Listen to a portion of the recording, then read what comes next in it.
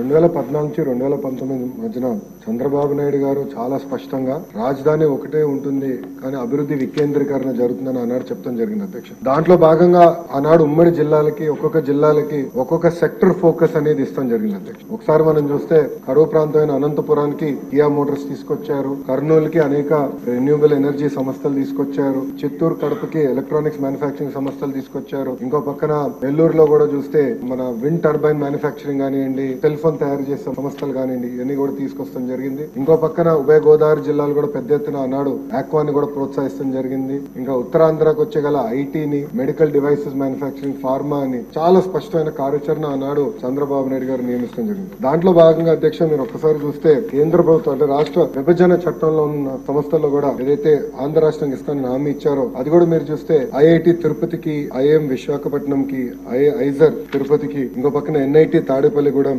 IIIT Kurnool, central university Anantapur, ఇంకా central tribal university Vizianagaram జిల్లా కూడా అన్నాడు మన ప్రభుత్వం కూడా ఇష్టం జరిగింది. అంటే మీరు చూస్తే అభివృద్ధి వికేంద్రీకరణ అంటే ఇదే అధ్యక్ష. అంతేగాని 500 కోట్ల రూపాయలు ఖర్చు పెట్టి ఒక ప్యాలెస్ కట్టుకుంటాం కాదు అధ్యక్ష.